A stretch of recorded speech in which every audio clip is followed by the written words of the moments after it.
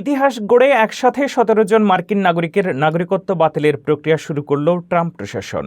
তালিকায় কোন কোন দেশের অভিবাসীরা রয়েছেন এবং কী অপরাধে হারাচ্ছেন আমেরিকান পাসপোর্ট? অভিবাসীদের উপরে এর কেমন প্রভাব পড়বে তা নিয়ে বিস্তারিত থাকছে প্রতিবেদন।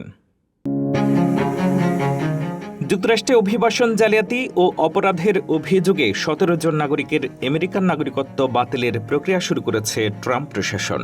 দেশটির ইতিহাসে নাগরিকত্ব কেড়ে নেওয়ার এত বড় এবং সুসংগঠিত উদ্যোগ আর কখনোই দেখা যায়নি, যা প্রবাসীদের মধ্যে ব্যাপক চাঞ্চল্যের সৃষ্টি করেছে। জাস্টিস ডিপার্টমেন্টের এই পদক্ষেপকে মার্কিন ইতিহাসে সবচেয়ে বড় ডিন্যাচারালাইজেশন বা নাগরিকত্ব বিলোপ অভিযান হিসেবে দেখা হচ্ছে। ১৯৯০ থেকে ২০১৭ সাল পর্যন্ত যেখানে প্রতি বছর গড়ে মাত্র ১১ জনের নাগরিকত্ব বাতিলের মামলা হতো, সেখানে ট্রাম্প প্রশাসন একযোগেই ১৭ জনের বিরুদ্ধে মামলা ঠুকে দিয়েছে। ২০২৫ সালেই ট্রাম্প প্রশাসন নাগরিকত্ব বাতিলের অগ্রাধিকার তালিকা বড় করেছিল, যার ধারাবাহিকতায় এই কঠোর অ্যাকশন। অভিযুক্তদের মধ্যে মেক্সিকো, হাইতি, কলম্বিয়া, ভারত ও ফিলিপাইনের মতো দেশের অভিবাসীরা রয়েছেন।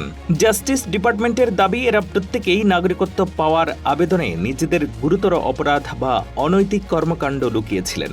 তালিকায় শিশু নির্যাতনকারী ও মাদক চোরা কারবারি থেকে শুরু করে H-1B ভিসা জালিয়াতি এবং অর্থ পাচারে জড়িত ব্যক্তিরা রয়েছেন।